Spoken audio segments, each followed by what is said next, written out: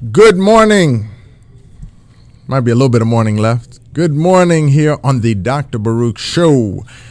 This is where we learn about health literacy. We learn about life. We learn about changes that we need to make in our life so that we can have a better understanding about how we engage this thing to get a better outcome. Too many of us are suffering from health challenges. Too many of us are being overwhelmed by disease. Too many of us are accepting disease as just a reality for us.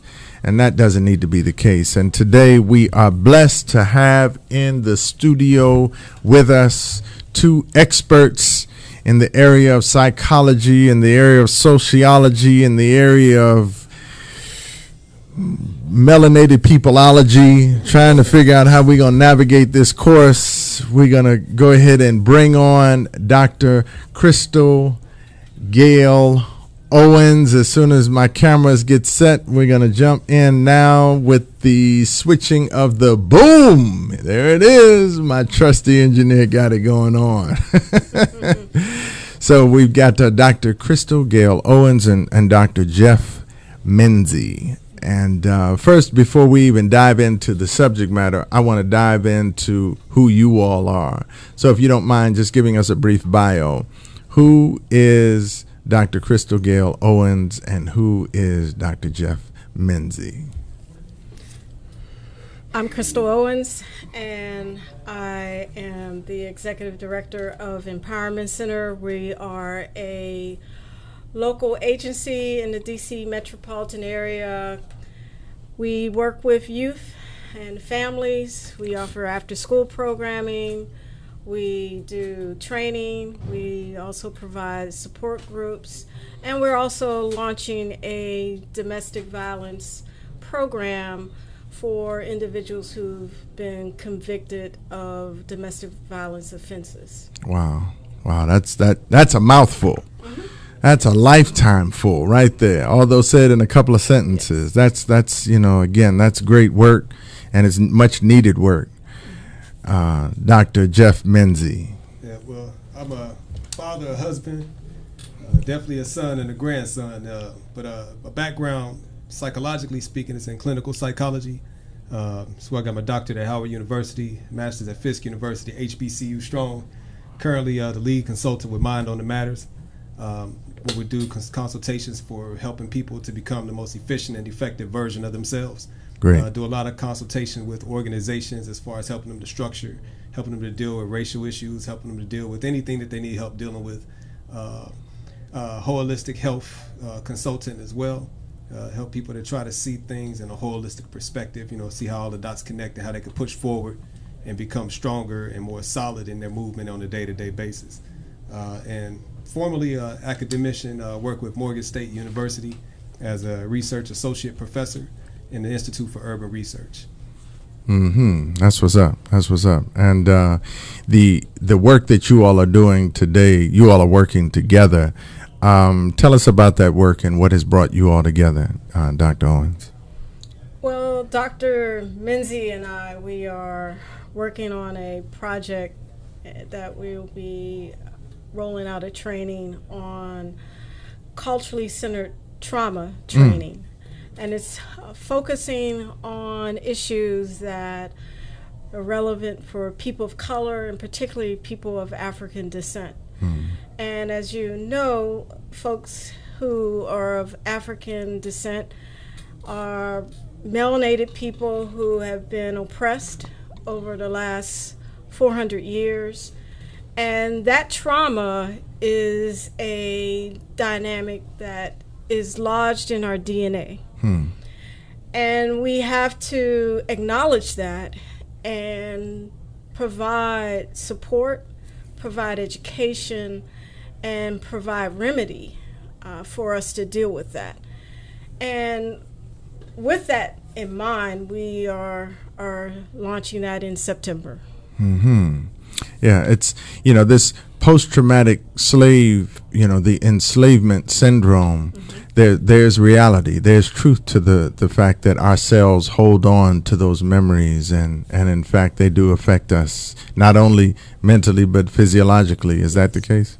Yes. Wow. It does. It does. In terms of our relationships, our health outcomes, how we view ourselves, how we view other people. And Dr. Menzise can expound some more as well. Great. Go ahead, Dr. Menzise. Yeah, so when looking at trauma, especially from a culturally relevant and culturally specific perspective, we have to take into account the historical legacy, of American Africans in this nation as well as around the world. We have a very unique situation. We have a very unique experience in that we are one of the few groups of people who have actually been, enslaved, captured, enslaved, maintained in that particular system, even as it's changed its form and the way that it manifests itself. Much of our cultural background, our cultural heritage, our cultural legacy, and our tangible cultural connectivity has basically been severed, erased, dissolved, mystified, and all other kind of stuff, whitewashed, bleached, everything else. And so when you look at American Africans, and again, as I said, Africans around the world, you have this sort of confused state. You have this confused individual, and a part of understanding how trauma impacts that particular group of people, the us and them, you have to understand that the culture is a major factor in that. For example, Kristal and I, we were in a training not too long ago, and it was a trauma-based training, but it was coming strictly from the Western perspective, meaning it was a European perspective, which is fine if that's the population that you're talking about. Right. But the particular trainer openly stated that anybody, I'm paraphrasing of course, but in a nutshell what he said is that the African worldview itself is pathological, meaning that it's ill. And the specific example that was given is that people who believe that their grandchild, this is a specific example, who may fall down the steps, creates danger for themselves, or basically have some type of issue with attachment. So in other words, if I'm sitting on my couch and I see my grandson, I don't have a grandson yet, but if I had a grandson and I'm sitting on my couch and my grandson is walking down the steps and I fear that they're going to fall down the steps and I fear for my own well-being based on their potential danger, then he says that we have an attachment issue. Now, from the African worldview or non-Western perspective, the understanding is that I am because my grandson is, and my grandson is because I am, and he is literally an extension of me. Right. So his issue is my issue is his issue, right? And so when I heard that, Kristal had actually stepped out for a second. I wish she was there because I started banging with the presenter. My sister got my back with all 13 of her black belt degrees. There you go. But so she came back in and I briefed her to it. But after that session, here's the point that I'm getting at. When we took our break, at least 6 African American women, whether they're psychologists, social workers, counselors, came to me and thanked me for stepping up and pleading our case and challenging the presenter who was attempting to pathologize our reality. And it let us know, like, hey, we got to do something about this because folks is cleaning up and giving misinformation at the same time. Now, I want to make sure that I'm understanding what you're saying, and I get it, because I think it's important. You said the child the potential of the child possibly falling and hurting themselves, is it natural or is it unnatural for me to be connected to that reality? Because I want to make sure that my audience is clear about what it is that you're saying. Are we connected? Should we be connected, or shouldn't we not be connected with that as our reality? Please. Okay, so our reality is that we are connected. Great. Mm-hmm. Regardless of the shoulds and all of that stuff, we are. That's the reality. Now, we can get into a situation where we're denying that reality, and we would have to work to disconnect our experience of that reality, and so that it doesn't bother us anymore. In other words, we can detach ourselves from our connections, and that is possible. And in some cases, that might be healthy. For example, if you have a loved one and that connection is so strong, and they are out there running the streets doing things that is going to stress you to death, then it might be better to disconnect. Right. That's the mother that puts that kid out. Right. Who ain't gonna learn no better. Right. But the reality is that the connection is there, and it's natural, and it's very healthy. Okay. I wanted to be sure, because I think about times that I'm connected to things that I wish I wasn't connected to, and this is not as critical. But when I'm looking at somebody filming, one of their crazy stunts on the, some YouTube clip, right? I'm looking at that, and I can't help but when they're at that, standing up on top of the Empire State Building, I can't help but feel that crazy feeling that you get like you up there with them. Yeah. And, it's really interesting. And I can't figure out, why I'm not there? Why I got to turn it off because I'm feeling like, this is bothering me. But, I know we're talking about two different circumstances, but maybe there's a similar process inside the brain where the brain is like, when somebody gets shot, I get shot. When a family breaks down and I see things not going well, I'm there, and I don't want to be like you were saying. That is a way to be desensitized to that. And I think about I have a family member that's a police officer, and he has to desensitize every day. He has to get that off of him, and they sometimes will tell them, go home and look at some comedy. Just look at some comedy so you can laugh it off because tomorrow we back at it again. So. It's real interesting. It's really interesting. Dr. Owens. Yeah, I'm going to speak to what you're talking about. There's a number of things that are running in my head, but I'll speak to what you just referring to. Dr. Menzise and I are trained in a culturally centered, African-centered approach called Into psychotherapy. And Into runs from the point of view that what I experience, you experience. What is above is also below. That what is internal is also external. So it's a confluence of energy that we all share. And what you are experiencing is acknowledging what you are. Is that you are an external being, yes, but you are connected to who and what I am. Mm-hmm. So your compassion, your empathy for what I'm experiencing is a part of our connected link to each other. Right. Yeah, and I think we're all connected. We're even connected, even to the animal world, and we're connected to the plant world. My mother, she's 88, and she gets up every morning and she goes and she talks to the plants.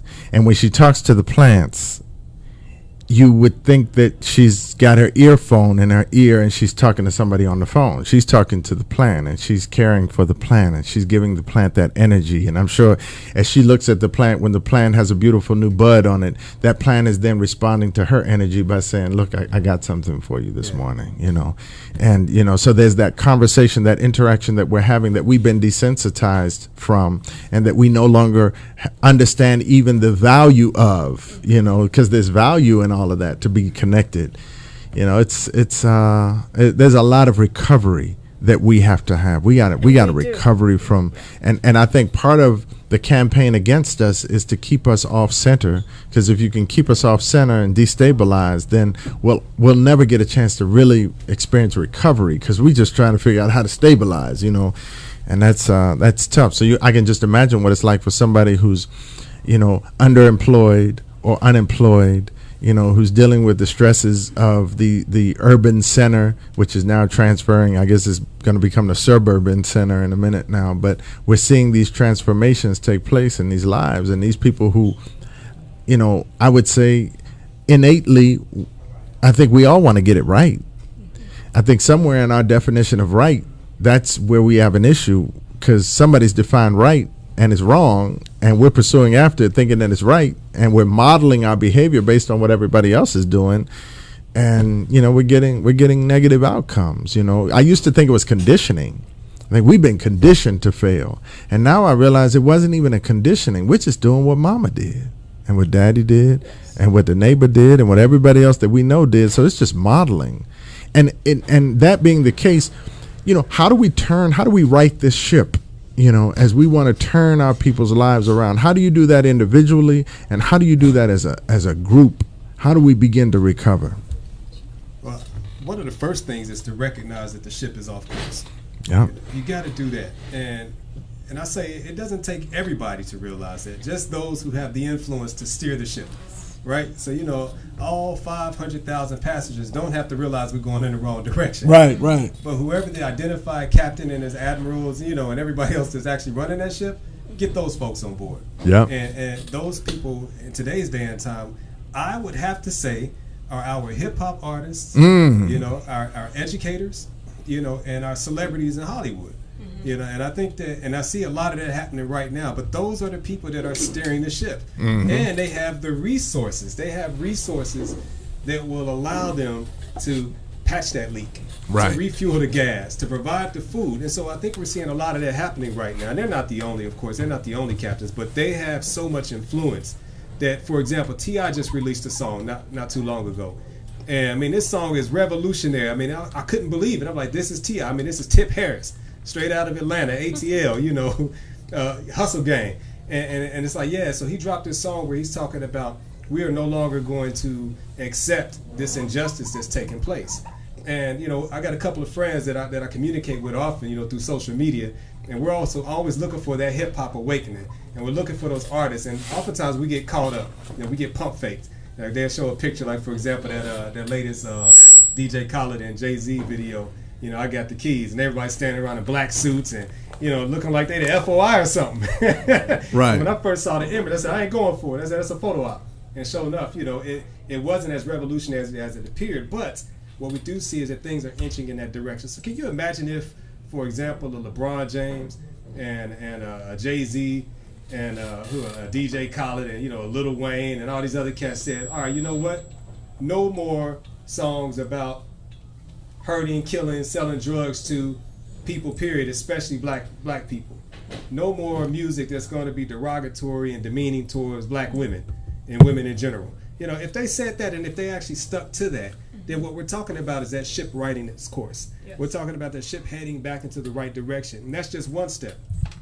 Beyond that, then, if they began to talk about the things that are healthy, like, for example, they start talking about Dr. Baruch and eating well. You know what I mean? If they started adopting these other things into their lyrical content and in the expression of their art, then what we have is not only the ship being steered into the right direction, but it going full steam ahead, and we're headed towards that goal, which would be optimal health for everybody on the planet. As Dr. Francis Cress Welsing would say, that's heavily dependent upon us as African descendants getting our stuff together. Yeah. I think our obligation is we got to start locally. It starts with Dr. Baruch. It starts with Dr. Menzise and what Empowerment Center is doing. We have to do the work. And I want to step back to speak to what your mother is doing in terms of her connection with the plants. There's a study out in a book and video, and it's called The Secret Life of Plants. I started to mention that, Kristal. We on the same page, yeah. All three of us. We connected. So that book and that work shows how if plants have the World Wide Web where they're connected. There was one experiment they did where they took a flame next to a plant. It didn't even touch the plant, but those plants were so connected to each other that even the plants around them started to reverberate and respond. And they did another experiment where they did the same. They took one of the plants 20 miles away and did the same experiment. There was the same exact reverberation in the plants responding to that trauma at the same time, at the same moment. And how about that experiment, Kristal, where they took the brine shrimp? Yep. Not even a plant. They had the plant connected to the electrodes. This is the guy that developed the lie detector test. Yeah. He put those same electrodes on the plant. Right. They dropped brine shrimp into boiling water. Random time. Yeah, it wasn't. time. Nobody knew what time it was going to happen. Even in the lab. He wasn't because he didn't want to influence it. Right. And so this guy's walking through the streets. They got this thing on a timer that drops these shrimp down into boiling water to kill the shrimp.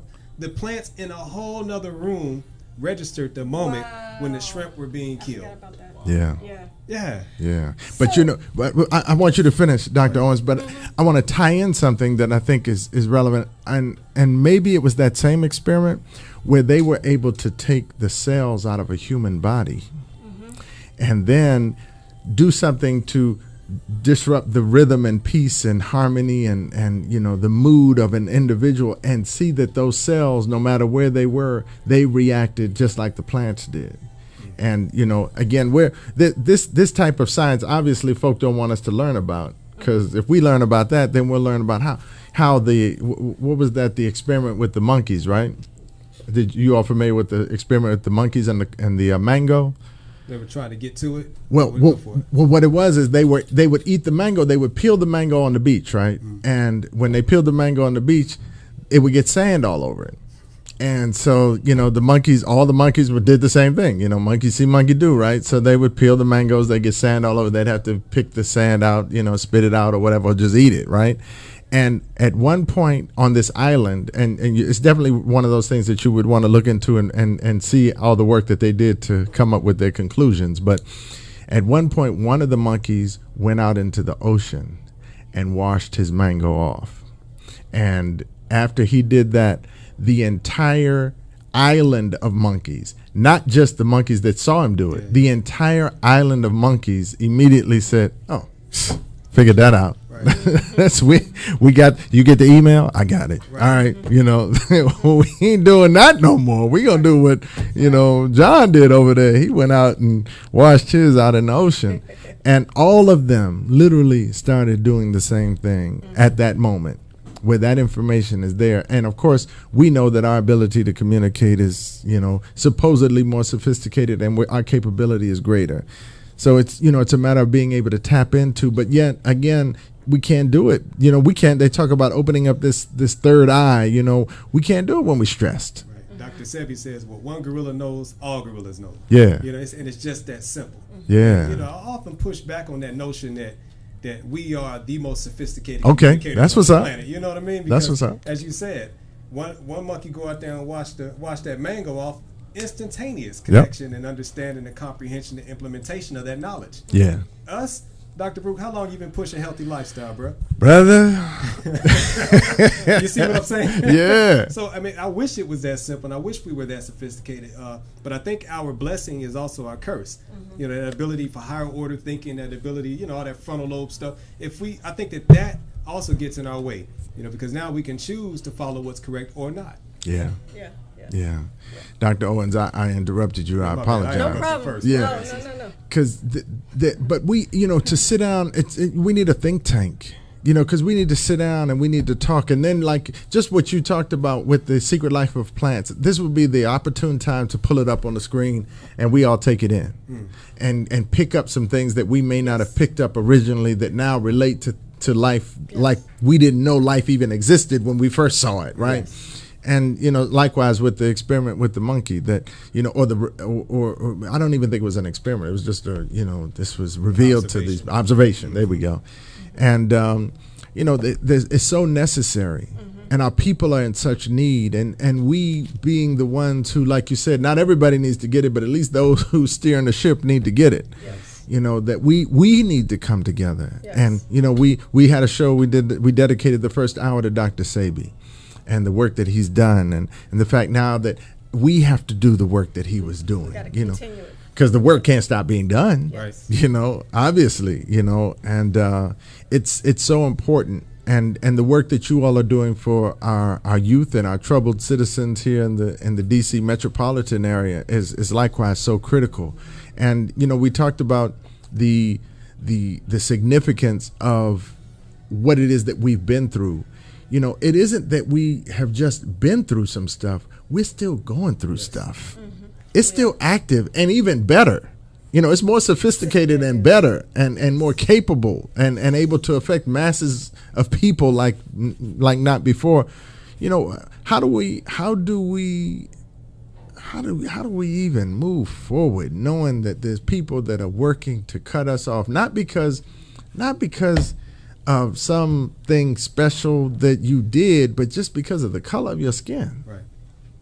How do we live life and manage that? I have to wake up every day knowing that somebody's trying to knock me off, not just trying to beat me in business. Their ultimate goal would be to put me back in the ground. Yes. There's a number of ways in which we can do that. What we're doing right now is one way of just acknowledging the fact that our experience is different, that oppression has a reality that has manifestations in many ways, in terms of health outcomes, in terms of economic strata, relationships, why the family has so many struggles of staying and being together. It's because the very thing as you as a successful entrepreneur struggling with and very educated. And then you have folk who are just regular folk trying to make it and just struggling each and every day. That acknowledgement that, yes, whatever you're doing to cope with that, it's okay. But here are some of the alternatives you can do to de-stress, to stay alive and stay healthy. And with that, it comes another way of doing it. I've been a vegetarian over 30 years now. And knowing that, I may do some things that I know aren't as healthy. Right. You know, I know I'm I'm with not you. supposed to eat gluten, but now and then I do. Yeah. I know as a woman there are some issues in terms of soy. I have to cut back. So there are struggles that I need to do, and I would say I'm doing well in terms of my progress in terms of life. But we have to have those avenues, ways of educating, seminars, support groups to help people to get to the next level in life. Yeah. And we have venues, Dr. Menzise and I, we have venues in way people can do that. Right, right. You know, can you all also help me with this strategy that I'm now uncovering, and I'm sure I'm not the first, but all of our solutions in the minds of the people who are struggling, no matter where it is, all of our solutions have been made repugnant. Yes. Is that something that you all have picked up on? And how then do you tell the person who walks through your door and tells you all of these psychological challenges that they have, and you give them the solution, and the real solution is repugnant? The perpetuation of the problem is embraced. You know, give me some chemicals. Just give me some drugs. You know, how do we get our people to now reboot? You know, let's reformat the hard drive. Let's reboot so that we can get the right information on the hard drive so that they can start understanding the good and the bad. They can understand what's really true and what's really false, what's really helping them and what's really not. And then also, you know, having a greater appreciation for life. Well, one thing is that people typically change when it's less comfortable to stay the same than it is to change, right? And so oftentimes our change requires a high level of discomfort, because so much of what we're doing, we've become, as you said earlier, we're conditioned into that way.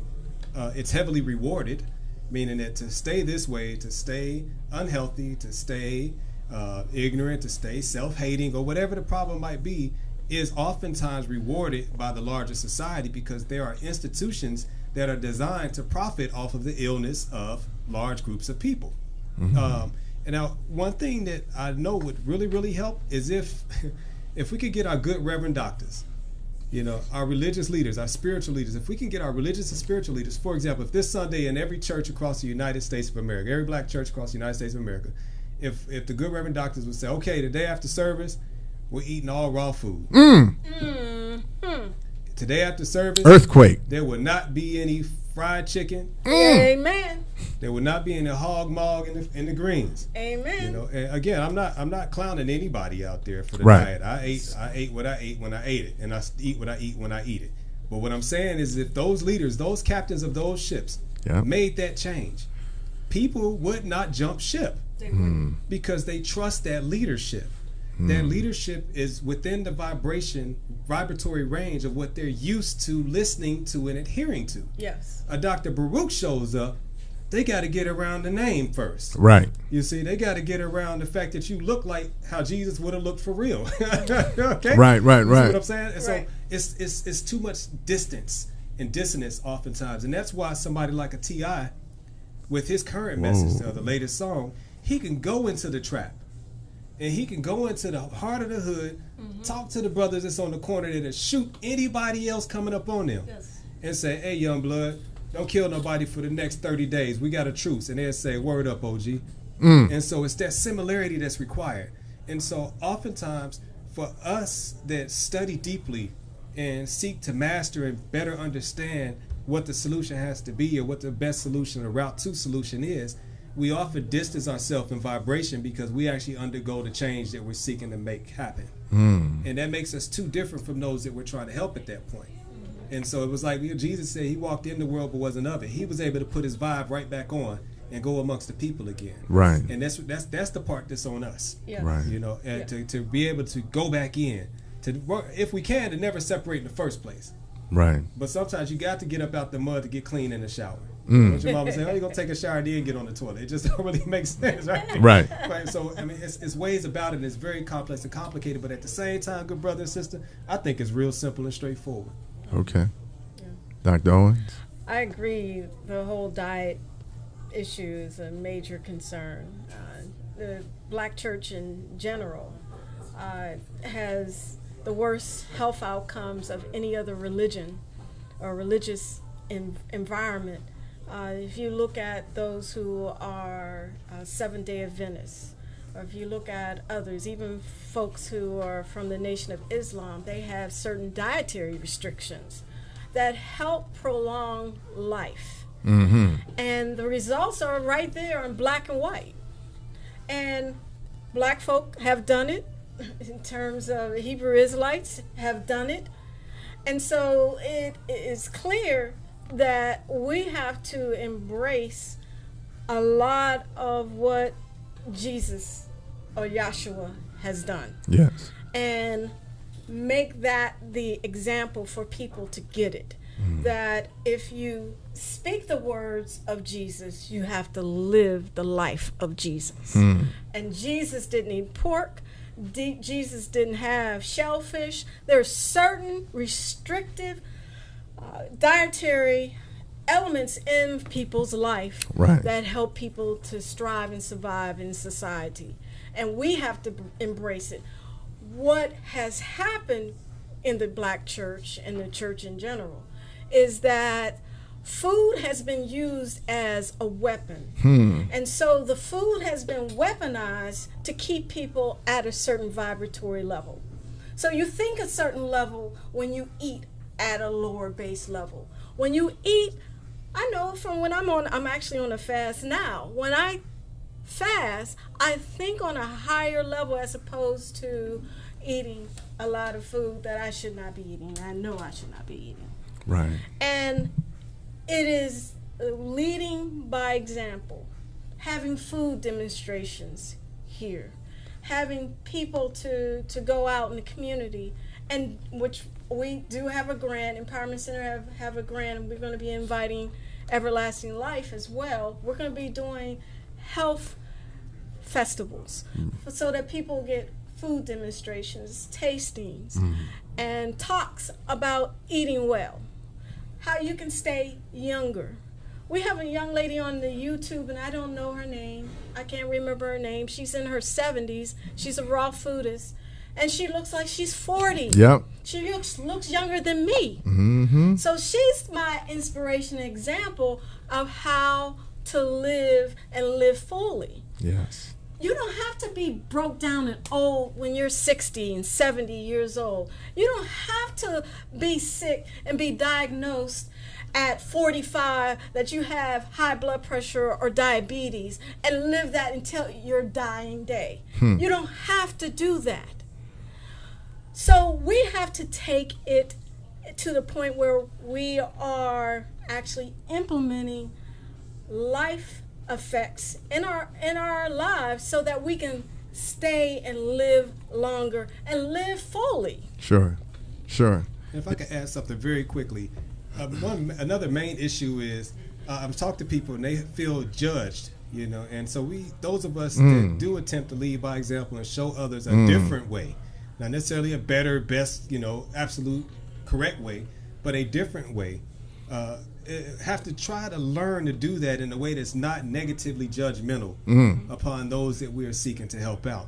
Because I mean, that's one thing that'll shut somebody off quicker than anything. Yeah. The natural response to an offense is defense. And so people get defensive when they feel offended. Yeah. You know, you coming and telling me that how my mother raised me and fed me is wrong and that my mother was poisoning and killing me? Those fighting words. Yep. Those fighting words. Because now you're saying that my mama ain't hitting on nothing. Right. You know, and so that's another point I just want to throw out there. Yeah, and I think that delivery is real important, because I think I think part of the answer being repulsive and the solutions being repulsive is we have not been given always the best way to approach this. It's a moving target too, because this thing isn't where it was in the 60s. And to think that, you know, we're talking about something where someone is working to make us sicker. Somebody is working to shorten our life expectancy. And I think on the one level we can look at it financially and say it's about making that gap out. But at another level, and I think one that's probably more critical, is that it's about population control, and it's about certain bloodlines making it to the finish line and others being, you know, erased. But the inevitable is going to happen. Okay. The mainstream white experts say by 2040, this is going to be a black and brown country. So if that is the case, then we have to prepare to be dominant, but we have to prepare to dominate. But not in a weaponized way that Europeans would think it, but in a way that you're going to rise to a level of leadership that you're going to take care of people no matter what their color is, that you're going to respect elders, and you're going to make it safe for children to be in a society that should be child friendly, but is not. And we have a lot of work to do. Yes. And Dr. Welsing, I'm telling you, we didn't lose a giant. We have that giant created other Welsings here. Right. Dr. Right. Menzise right here. Right. Yours truly. Yes. Who are going to replicate and improve and move forward in terms of what she has done. I didn't say it. Dr. Welsing didn't say it. Dr. Menzise didn't say it. White scientists have said that we have a dominant gene. We are first, were first, and will always be here. It's just like they say in the hood, we're just like cockroaches. We're going to be here to the very day. Yeah. We have a dominant gene, and with that is a dominant responsibility. Yes. And leaders such as yourself, Dr. Menzise, we have to educate, we have to replicate Everlasting Life, the empowerment centers in every major community, so that we can get rid of the weaponized, I won't say the names because I don't want you to get sued, but the weaponized fast food restaurants that are out there that are killing people. You mean Crackdonald's, Murder King, Taco Hell, Wind Disease, Chokers, Bow Strangles, the International House of Pulmonary Heart Disease, and the calculated feminization of our community, otherwise known as KFC? Oh, yeah, we know those. Okay. Yeah. Well, I didn't say it, you did. But the very fact that they are proliferated throughout our community, and this is the first choice, we have to get back to my first choice was to eat my mother's food that knew me, invested, and my father and my brothers, we got that. The stuff that's out there, it was rare. Yeah. And we got to go back to that, because being around the table and eating good food, healthy food, creates healthy relationships. So we got to understand that everything is connected. What we're saying about N2 psychotherapy is all connected. What you eat matters to how I relate to you. What I eat has something to do with how I relate to this brother and see myself in the mirror. And so if I eat that weaponized food, I'm going to act out in a weaponized way. Sure. Sure. That's it. That's it. Dr. Menzise? Our situation, I agree that we're not going anywhere. Okay. And I do agree that I agree that the situation is dire. But I also want to caution us to really give deep thought to how we're going to be here forever. Okay. You know, because we can be here forever. You know, like for example, they have extended the quantity of life, meaning the years that somebody can live via technology, medical advancement. But people are living in a low quality state. Yes. So, you know, some people are living, like Kristal pointed out, 30 years on a respirator machine, on a breathing machine now.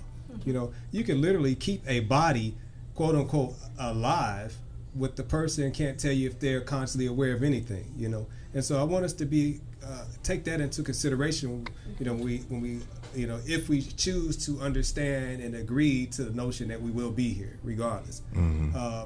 The next thing is, Dr. Baruch, when you mentioned population control, the notion of population control, when we hear that, most times we think of controlling the amounts of a particular groups that can reproduce, the amount of babies that are going to be produced, you know, the size of that population, keeping it within certain bounds. But when you said that, I immediately got a flash of not only that aspect of it, but also controlling the population, meaning controlling, dictating, and determining the movement of an entire population. And so you got that thing we call gentrification going on. Like, for, you know, Chocolate City, what DC used to be called, and some people still hold on to it now, it's kind of more on the mocha side. You know, it's slowly starting to add more and more creamer to it, to a point to where I think it's actually now where American Africans are no longer the majority population in the District of Columbia. That's right. It's becoming Vanilla Village. You see? And so that's when you start getting those cool names like Noma. Right. You know, right. Kohai. That's Columbia Heights. I learned that the other day. But it's like when you start seeing that, you know, the population control is what Mr. Neely Fuller Jr. talks about, is that you can call it population tailoring or dislocation. And so you can pick up entire communities of people and move them outside the Beltway if you want to. Which ties me back into something that you said earlier. We talked about, you know, it's no more urban living. I guess it's going to be called suburban, you know. And I think when we say suburban, we hear suburban. Or don't really look at the word as suburban, meaning underneath or less than urban. Sure. And so the urban communities, I looked at a map the other day about the average rents in certain communities in DC, and it's ridiculous. Yeah. You know, I remember my wife and I, we were trying to buy a house. This is back in mid-2000s. I was finishing up Howard, and the real estate agent kept trying to push us out to Bowie. And I said, no, we said DC, but I got these great houses out in Bowie. Now I understand what they were doing. They were moving, you know, preparing people to no longer think about DC. Certain people no longer think about DC as the place to be, but Bowie, where you could get these big houses, more land, because they were ready for other folks to move back in and repopulate the District of Columbia. But going tying in also something about our discipline. And the solution not necessarily being palatable, the solution not necessarily being sweet or you know, inviting, and it's because it requires a lot of discipline.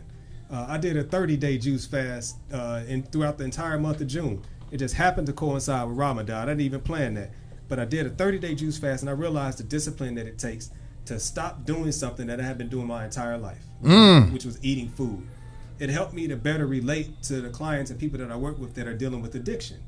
You know, I can be in the presence of food, and I had chosen not to eat food. But every cell in my body said, you want some of that. And I agreed. I said, yep, I sure do. But guess what? We're not getting any. We're not starving. Well, we got all these nutrients, you know, blah, blah, blah. And so that discipline piece is also what keeps us from being able to assess from a just perspective, unbiasedly, some of these videos that we see of our brothers and sisters being killed by what some would call race soldiers or police officers.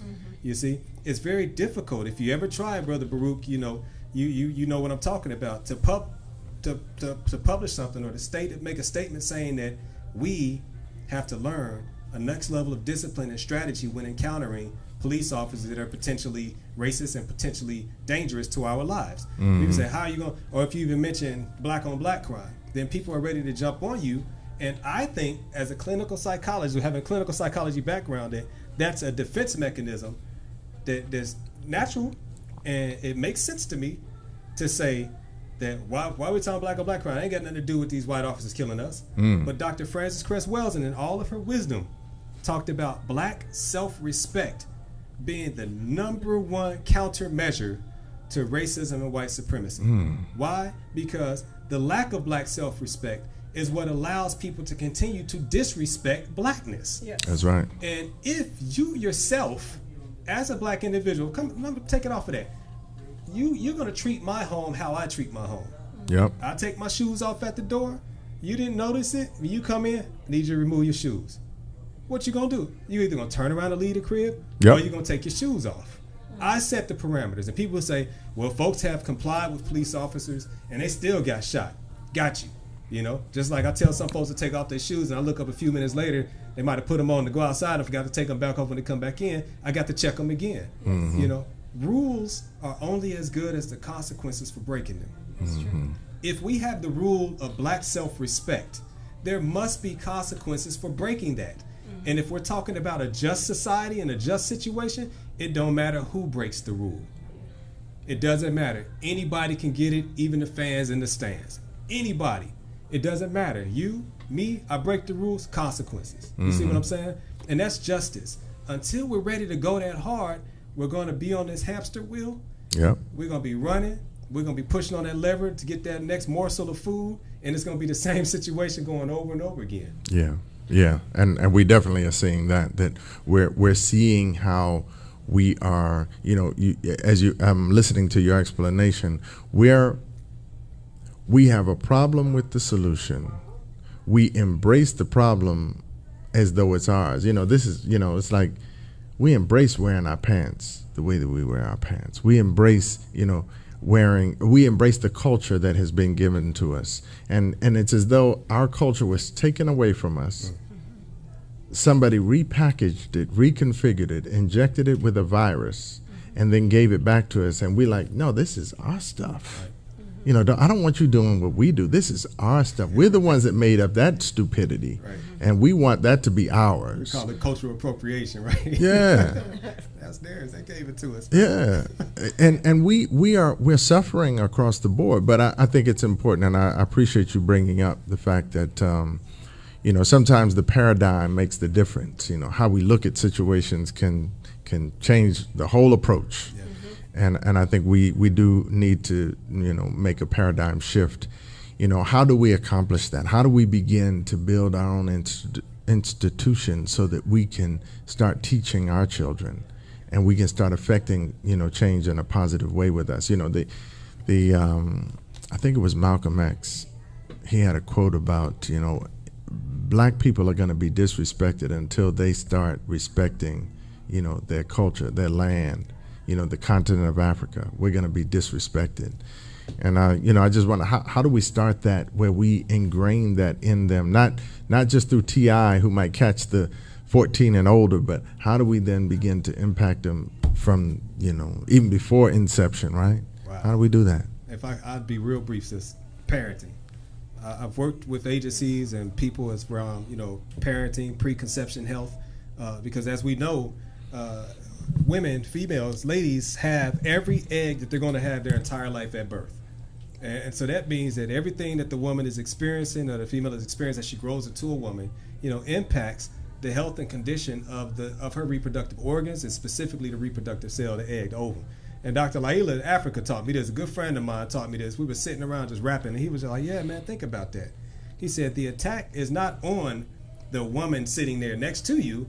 It's on her reproductive organs. It's on the future generations. It's on those that will come after her.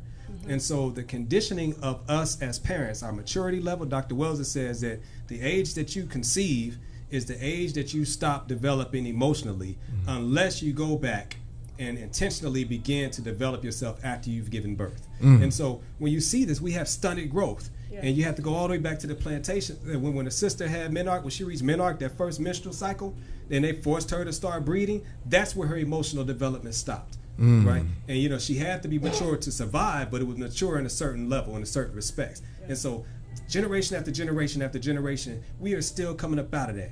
And so if we can begin to see ourselves first individually as divine beings with divine purpose here on this planet and within this universe, and that we have divinity in us, and stop thinking that we are really Clark Kent and start understanding that we are truly Superman, and stop thinking that all this igga stuff is You know, which I'm saying is kryptonite is actually the bling that we need to survive. That stuff you was talking about, Doc. Yep. Once we get that down, and we begin to produce babies who are born only knowing that, then we have a next generation who comes from something different than the previous generation. They're stronger than us.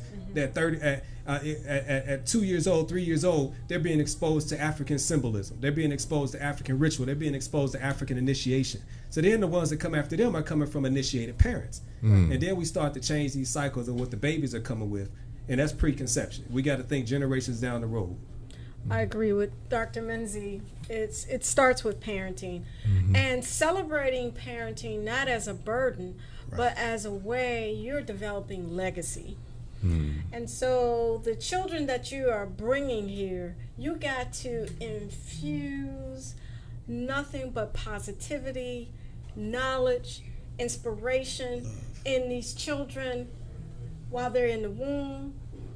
If you're not catching it now, wherever they are in their stage of development, it has to start with you.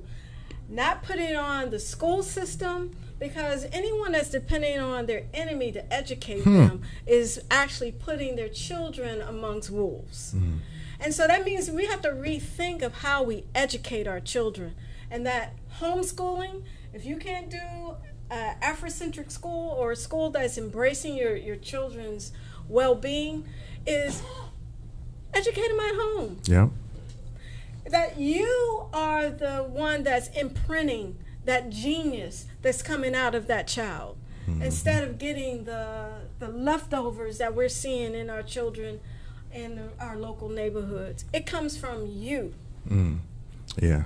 Well, I'm definitely on board with that, which is, you know, you think about the history of Everlasting Life, and I established the restaurant because we needed to control the content of the food that was going into the bodies of the people, because of a statement that a woman made at a lecture that I was at, where she said, if you control a man's food, you control him.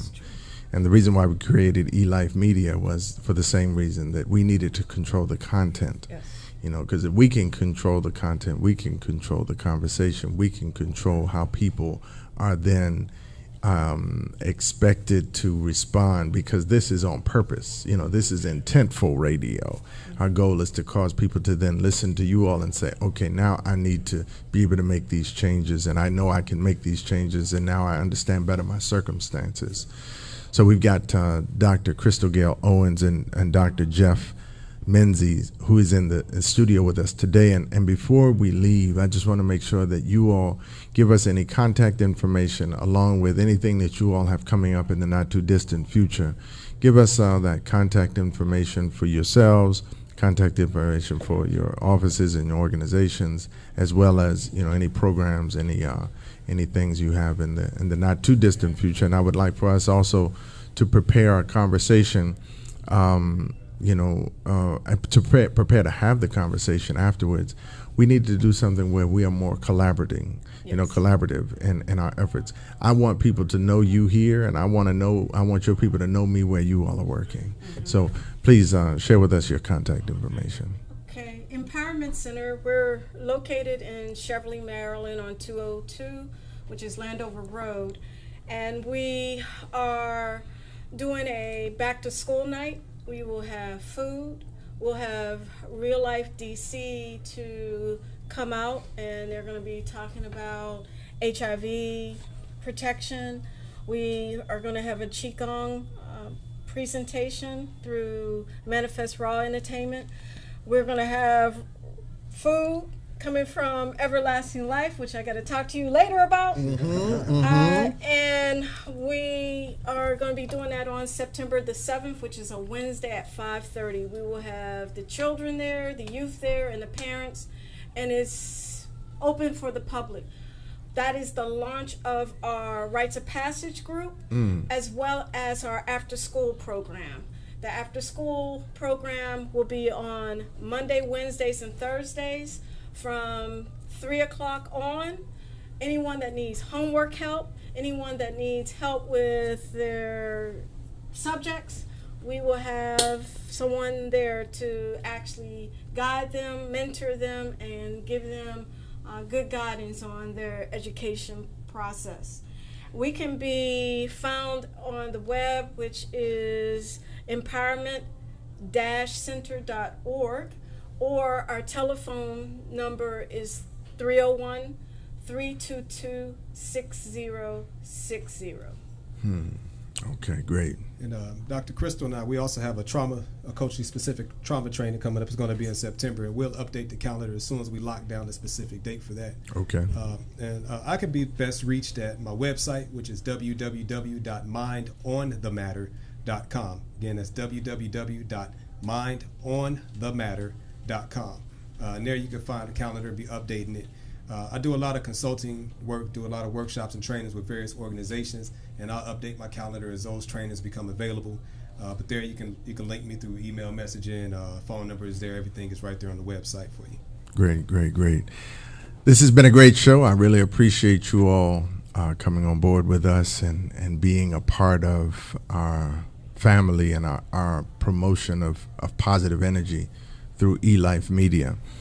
This has been the Dr. Baruch Health Literacy Show. As at the beginning, for the first hour, you all were blessed to hear us talk about a brother who has dedicated his life and his legacy to the health and well-being of the planet, and especially those of us who look like him. We're talking about Dr. Sabi. And here we've, in the last hour, been speaking to Dr. Kristal Gayle Owens and Dr. Jeff Menzise, as they've been sharing with us information that would make us better understand, the mindset, why it is, where it needs to get to, so that we can begin to pull ourselves out of the circumstance that we find ourselves in. We love what we do, and we do what we love in this instance. And again, I look forward to having you all back on the air and sharing with us more good content as we work to navigate this course. It's like a GPS that we have to navigate. We need to know when to turn left and when to turn right, when to put the pedal to the metal and when to pump the brakes. So we look forward to having you all back in to continue this education, and hopefully our audience will get this. And if you're listening and looking at this, please share it with your friends and family and loved one. Like it, share it, and distribute it amongst our people, because they're those of us that are hurting and don't know why, and they're those of us that need help and don't know where to get it from. And now you know. Again, I want to thank you all, the Elife family, the Elife Media family. I want to thank, my engineer, Brother Quasi, who's working behind the scenes, making sure all the angles are right, making sure where the lighting is right and the audio is right.